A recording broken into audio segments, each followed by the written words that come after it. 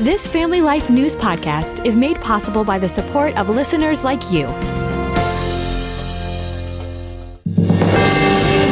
It's the Noon Report from Family Life, bringing a Christian worldview to what's happening in New York, Pennsylvania, across the country, and around the world. Weather with Kevin Williams, plus special features and reports with the Family Life News team. Now, here's what's happening. Miracle on Ice. Good afternoon. Welcome to the broadcast. There's people outside walking around the aircraft there.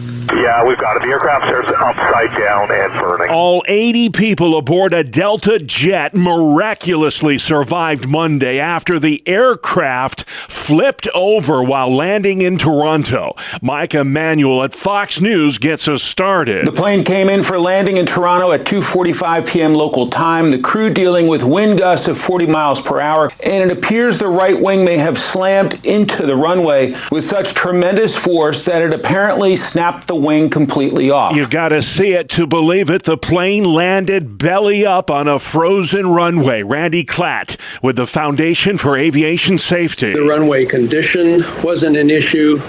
It sounds much more like it was the approach and the actual landing of the aircraft on the runway that led to this. This is the fourth major aviation incident in North America in just the past month. I think it would be a misstatement to say it's not safe to fly, but I think it would also be a misstatement to say that everything is peachy keen. 18 passengers were taken to the hospital with injuries. A few are serious, but all should survive. Give peace a chance. That's what they're doing today in Riyadh, or trying to anyway. The U.S. hosting peace talks with Russia in Saudi Arabia, with the goal of ending the 3-year-old war in Ukraine. It won't be easy, says Fox's Jackie Heinrich. The Russian Foreign Ministry set a pretty hard line, which was no territorial concessions as part of any peace deal. It follows Ukrainian President Zelensky's warning to President Trump that Putin does not actually want peace. Secretary of State Marco Rubio is leading Team Trump at the talks. Russia's foreign minister is there as well. But Ukraine has nobody at the bargaining table, and that could cause problems. CBS's Holly Williams. Many Ukrainians feel betrayed. Ukraine did not know anything about these talks, said Ukraine's President Volodymyr Zelensky. We cannot recognize any agreements about us that are made without us. The U.S. is planning to include Kyiv in future talks, according to the Trump administration. A federal judge today will rule on the reach of Elon Musk's Department of Government Efficiency, or DOGE for short. 14 states want a restraining order to block DOGE from firing employees or gaining access to sensitive data at 7 federal agencies. They want to remake the government into something that doesn't work for the people but works for them. The Elon Musk-led advisory panel is tasked with rooting out waste and abuse inside the federal government. Yesterday, DOGE found millions of dollars in Social Security checks are still being mailed out to dead Americans.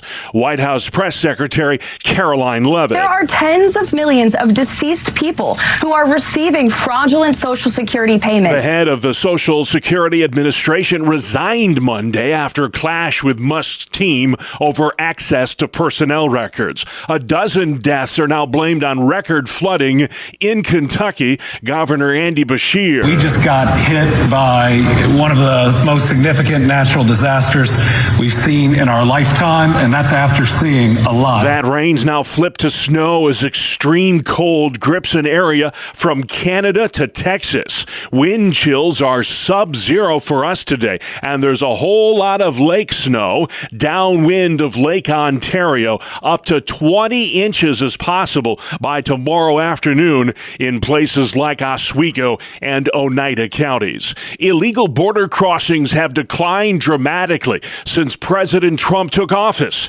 Border czar Tom Homan is not satisfied, however. I will not be satisfied till every gang member, every illegal alien gang member, every illegal alien public safety threat and national security threat to eradicate from this country. The New York Post reports unlawful border crossings are down 90% in the month since Trump took office. Internet searches for gambling addiction helplines have jumped more than 30% the past 3 years. A big reason for that, of course, is the rise of online sports betting. Experts say gambling addiction can lead to serious mental health disorders, bankruptcy, and substance abuse. A new digital device ban takes effect today in Los Angeles public schools. The nation's second largest school district is restricting the use of phones, smartwatches, and earbuds in the classroom.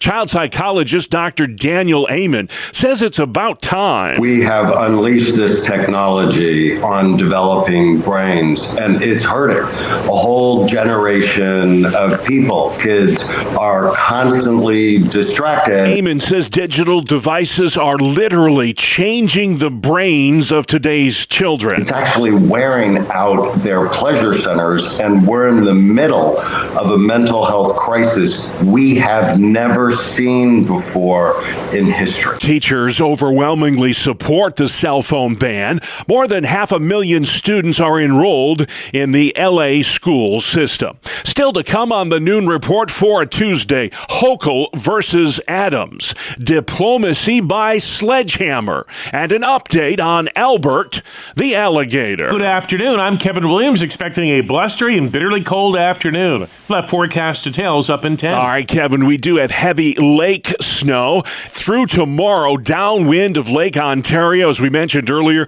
up to 20 inches is possible in parts of Oswego, Oneida, Onondaga, Cayuga, Madison, and Wayne counties. Also getting in on the action, Monroe and Orleans counties closer to Rochester. They could see blinding snow at times this afternoon and evening. The rock salt shortage continues, and that's bad news with all that ice out there. The demand has been insane. We are not keeping up with it, unfortunately. Nick Bretherton of Clarence, New York, is selling rock salt by the bucket from his garage. We've had customers, probably had, about 4 people already come this morning where they spent the night in the hospital with their wives, the wives with their husbands, grandmothers, you name it, broken bones, stitches from slipping. Sidewalks are going untreated due to the shortage, and those driveways are slippery too.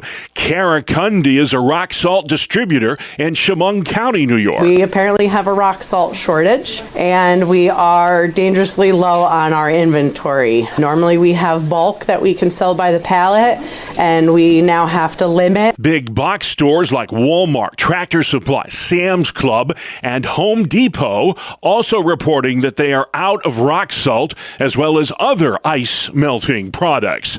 A funeral service will happen tomorrow at the St. Thomas Aquinas Church in Binghamton, New York, for fallen firefighter John Godet. The 40-year-old was killed last week while battling a 3-alarm fire in the Parlor City. Godet leaves behind a wife and 3 young children. A GoFundMe page has already raised more than $250,000 to assist his family.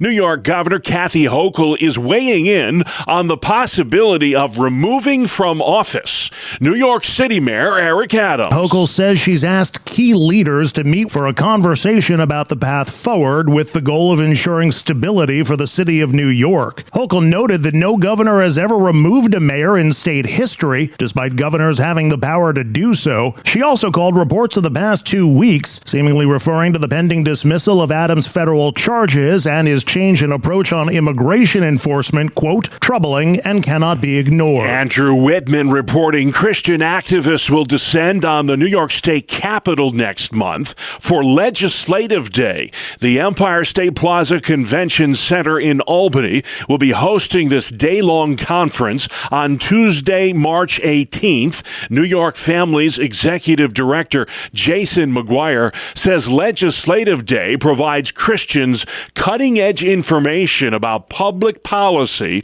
that directly impacts them and their families. Pennsylvania Pennsylvania Congressman Glenn Thompson is calling on Congress to pass a 5-year, $1.5 trillion farm bill. All the key players are in place so that we can actually get this done. This will be a farm bill that will serve those who produce food, those who process, and quite frankly, those who consume. That's everybody. Thompson chairs the House Agriculture Committee and does not support the tariffs that President Trump's imposed or is thinking of imposing on other nations. I'm always concerned with retaliatory tariffs because it seems like agriculture is where these get placed on. As for the frenzied pace of the president's first month in office, Thompson tells ABC 27, I call it diplomacy by sledgehammer. It really is. It's amazing what's been accomplished in a short period of time. I also encourage folks to just take a deep breath when something comes out that gets their attention. The Republican representative has been in Congress for 17 years.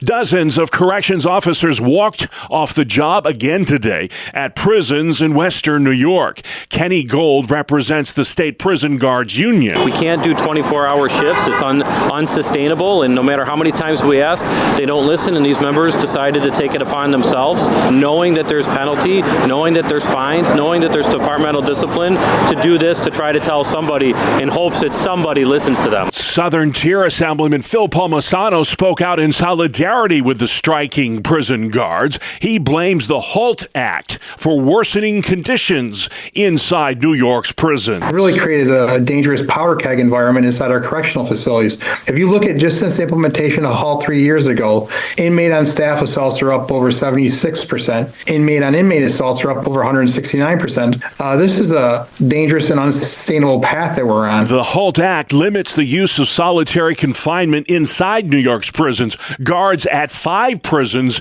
have staged walkouts the past couple of days. 9 prison guards at the Marcy Correctional Facility in Oneida County, New York, will be facing a judge on Thursday. They're accused in the brutal beating death of Robert Brooks Jr. back in December. That inmate was repeatedly punched and kicked while in the prison's infirmary. Brooks' death was recently ruled a homicide. It's Highway Safety Awareness Week in Pennsylvania. PennDOT spokeswoman Fritzy Schreffler says distracted driving is just as dangerous as impaired driving. If you're texting or you're looking down at something on your phone, a video, a message, whatever it might be, you're taking your eyes off the road for a minimum of 5 seconds.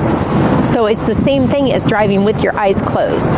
It's something we want people to start thinking about. Starting in June, Pennsylvania police will begin issuing warning citations to motorists who hold mobile devices while driving. And beginning next year, those citations will turn into actual fines. Albert the alligator could soon be coming home to Hamburg, New York.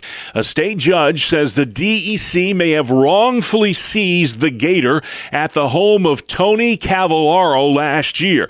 Cavallaro kept Albert in his home for more than 30 years, even building a pool inside his home for the reptile. Albert was seized last March and was taken to an animal sanctuary in Texas. Cavallaro's been in a legal tug of war with the state ever since. Sports is next. We call it the 2-minute drill on the Family Life Noon Report. The NFL offseason is officially here, and that means teams can begin tagging players with the franchise label. The Cincinnati Bengals are expected to do just that to wide receiver T. Higgins for the second straight season. Vikings quarterback Sam Darnold, Eagles linebacker Zach Braun, and Jets cornerback DJ Reed are other notable players eligible for the franchise tag. Boston Red Sox third baseman Rafael Devers has claimed his territory when asked if he'd be willing to change positions after the Sox signed third baseman Alex Bregman. Devers simply said, "No, third base is my position." Devers signed an 11-year, $330 million contract with Boston back in 2021. Bregman, who just signed with the Sox last week, won the Gold Glove for third base last season. We'll see how Beantown sorts that one out. LA Angels All-Star outfielder outfielder Mike Trout is changing positions as he enters his 15th big league season. Trout and his coaches have decided that the three-time MVP will be making the move from center field to right field, all in an effort to preserve his body and keep him playing baseball. Trout was limited to less than 30 games last season due to injury. The championship matchup in the Four Nations face-off is set. Team USA will play Canada tomorrow night at TD Garden in Boston.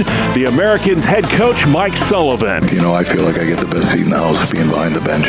To watch what these guys do on the ice, sometimes we just marvel at what goes on out there with some of these guys. Canada lost to Team USA in round-robin play, but they got a chance to redeem themselves by beating Finland last night. Sullivan knows tomorrow night is going to be a tough game. It's just such an indication of how much these guys care and what this means to them. There's a lot of pride at stake. Should be a good one. The puck drops tomorrow night at 8 p.m. It's Canada versus the United States. At the Family Life Sports Desk, I'm Bob Price.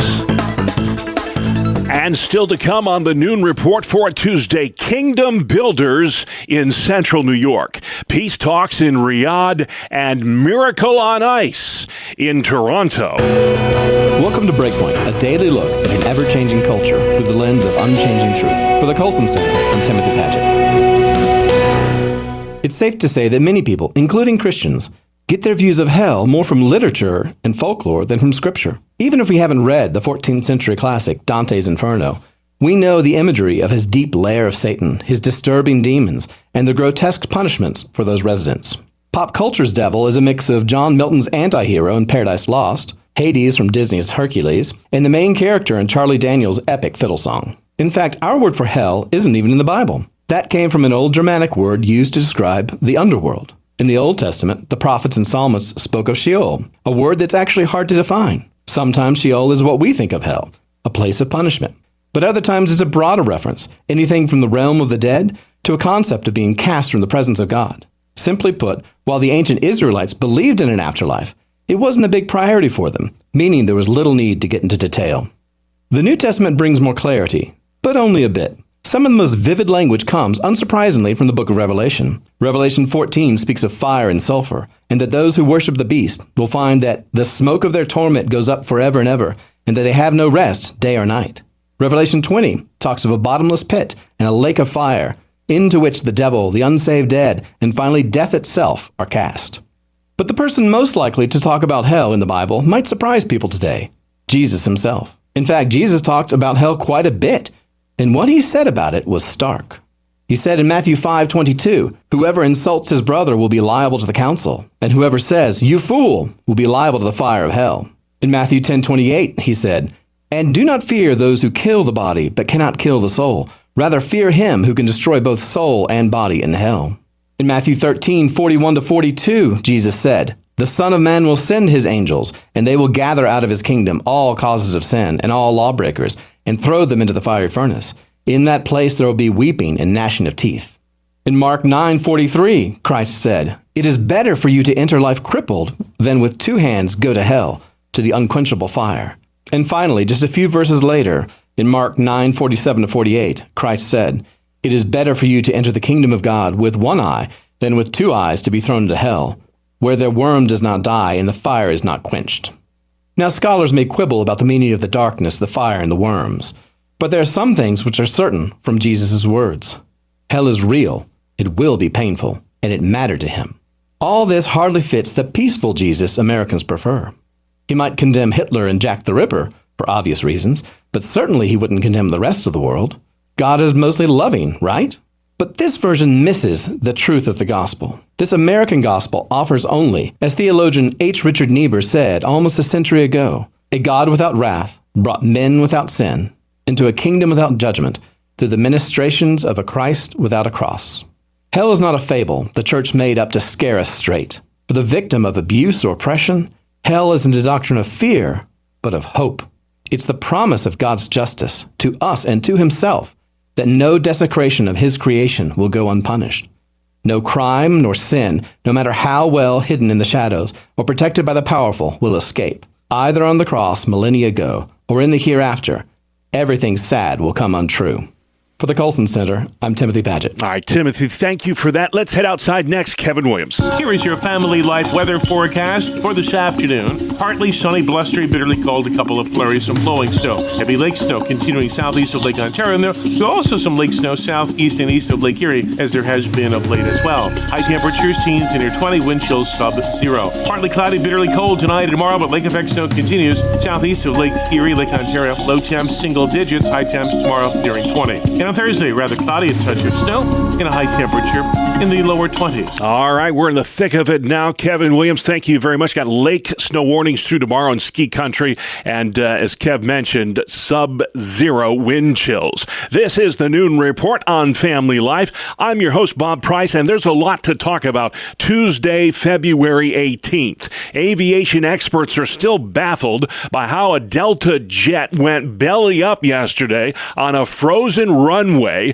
during high winds while attempting to land in Toronto. Reporter Stephanie Goss. The plane actually skidding, bursting into flames, and then flipping over. Inside that plane, passengers suspended upside down in their seatbelts, having to scramble to safety with the plane still on fire. All 80 aboard miraculously survived. Few were seriously hurt. It sounded, it was just cement and metal. Pete Carlson was on the frightening flight. All of a sudden, everything just kind of went sideways. Next thing I know is kind of a blink and I'm upside down, still strapped in. He says he knew he had to get off the plane quickly. Took my seatbelt off, and as I took it off, crashed down onto the ceiling, which had become the floor. CBS's Tom Hansen with that report. Correspondent Chris Van Cleve has more on what investigators will be looking into now. This appears to be a very hard landing, followed by a collapse of one of the rear landing gear, perhaps.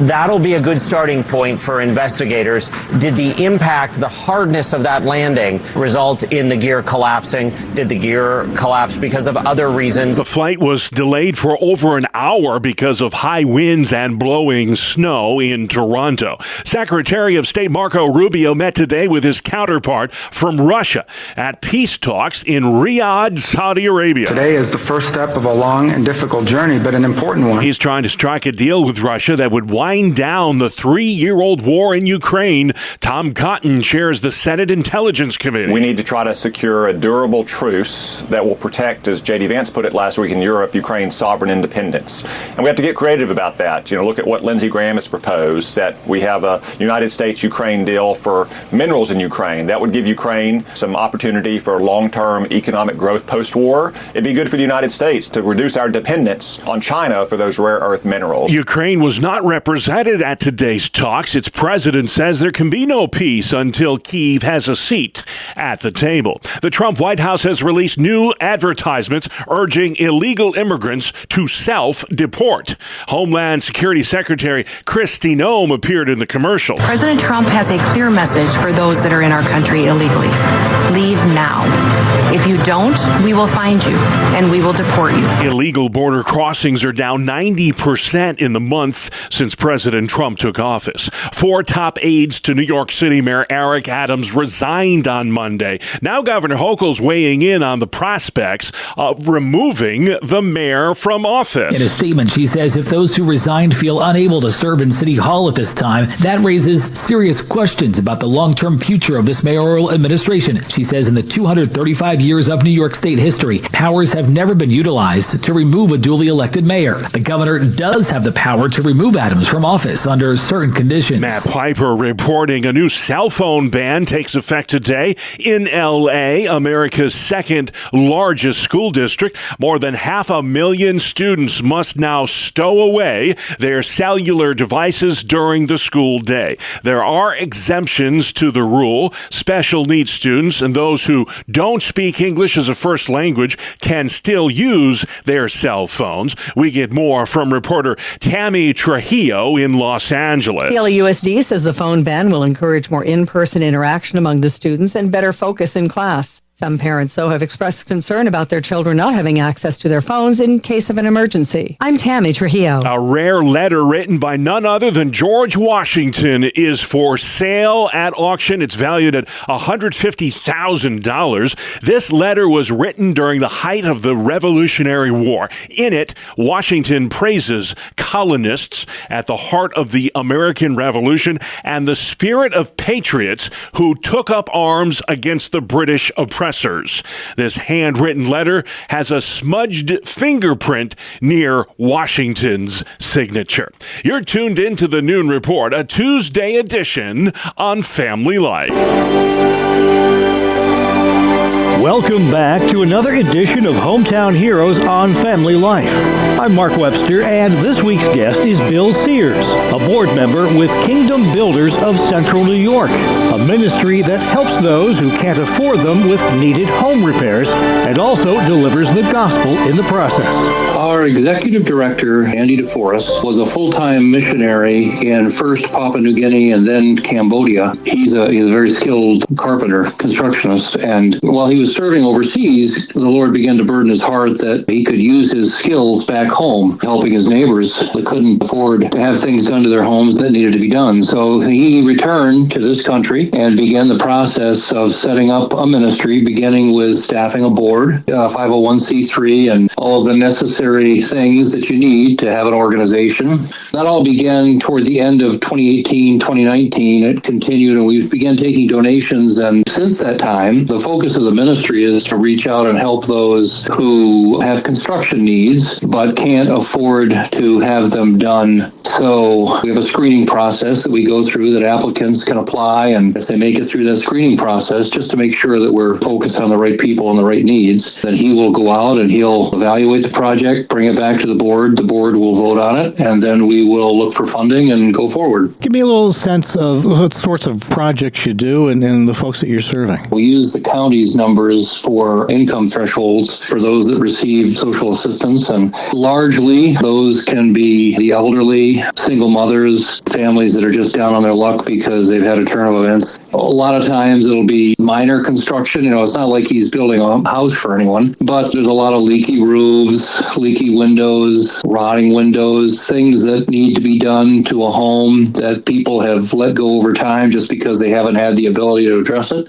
Since the beginning, we've taken 74 applications in total, and that has resulted in, to date, 28 projects completed. There's 7 projects in the queue currently. We address those as funding becomes available for us. This really does just bring to life, love your neighbor is a big way to do it. Well, yes. Our tagline on our card is serving God through serving others. And the very name, Kingdom Builders, you're doing some building or at least some repairing, but talk a bit about more like the spiritual aspect of this and how that comes into play as you do that work. That's really a burden, certainly on Andy's heart. He is very much a people person, and his desire is by using the gifts that God's given him to bring others into the kingdom. And the construction is really just the practical aspect of it that gives him an opportunity to be introduced to these people. He very much so looks to, through the course of the project, develop a relationship with those that he's serving.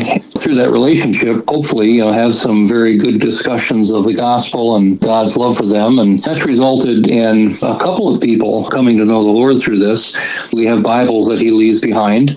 He first tries to meet the practical needs, and then that kind of gives him the opportunity to address the spiritual through developing that relationship. Addressing those practical needs, whether it's providing water or in this case better housing, is really a great avenue to bring up bigger things. Yeah, he's had the opportunity to meet quite a few people through this. A lot of it's been elderly, single parent families, but also a lot of people that have had health issues, and are down on their luck for whatever reason. But in every case, certainly by going in and helping them with those practical needs gives him the opportunity to start that relationship with them. And many of those relationships have continued well beyond the completion of the project. So the Lord's using it, and we're blessed to be a part of it. If somebody wants to get involved, either as a volunteer or to even take advantage of the service, how do they go about that? We have a website. We have a newsletter that goes out. If people contact us through the website, they can certainly sign up for the newsletter and keep on top of what we're doing and how they can help. But we welcome certainly people's prayers, their participation. and if so, led their financial support. The ministry itself, we have 11 board members, and it was intended not to really be representative of any one given church, but rather, the churches in the area, because it's really a ministry that reaches across boundaries, and so right now, currently, we have, of the 11 board members, that represents 6 area churches, so we do have, a pretty good wide perspective in the area, and we have churches that support us.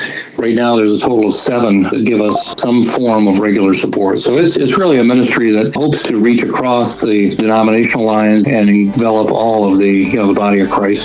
That's Bill Sears, a board member with Kingdom Builders of Central New York, a ministry providing home repairs to those who otherwise can't afford them and delivering the good news in the process. Learn more at kingdombuilderscny.org. Please join us again next time as we search for your home, your town, your hero. It's Hometown Heroes on Family Life. Thank you very much, Mark. Hometown Heroes comes your way Tuesdays during the Noon Report. You can subscribe, listen to, or share this feature, as well as all our original podcasts at Apple Podcasts, Spotify, YouTube, or FamilyLife.org. Good afternoon. Here is your Family Life regional weather forecast. A powerful storm in eastern Canada will continue to buffet the region with a gusty wind and Arctic cold. For many of us, the sun will shine this afternoon, though there'll be some blowing snow in the open countryside where there is fresh snow on the ground.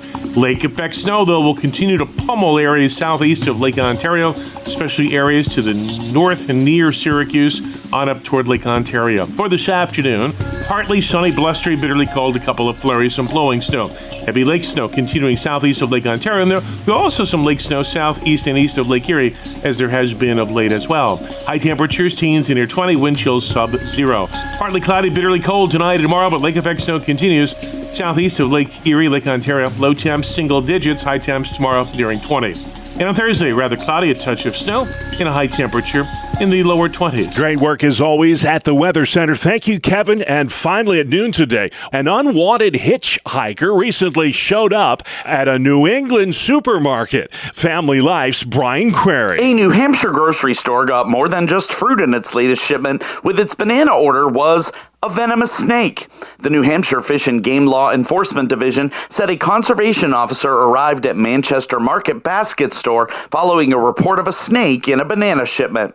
The unwanted hitchhiker was identified as a cat-eyed snake, a venomous species native to Ecuador. Conservation Officer Griffin McEwen said they've had a few calls about pet surrenders of ball pythons, but never a venomous snake. The 2-foot-long snake was turned over to the care of Rainforest Reptile Shows. Brian Query, Family Life News. All right, Brian, thank you very much. And just like that, we are out of time. That's our world, the world we live in. Tuesday, February 18th. I'm Bob Price, Family Life News. You've been listening to the Noon Report, heard weekdays on Family Life. Thank you for listening.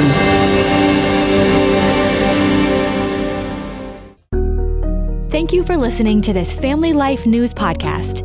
If you've been encouraged by what you've heard, please share it with others and click the subscribe button to automatically receive future episodes.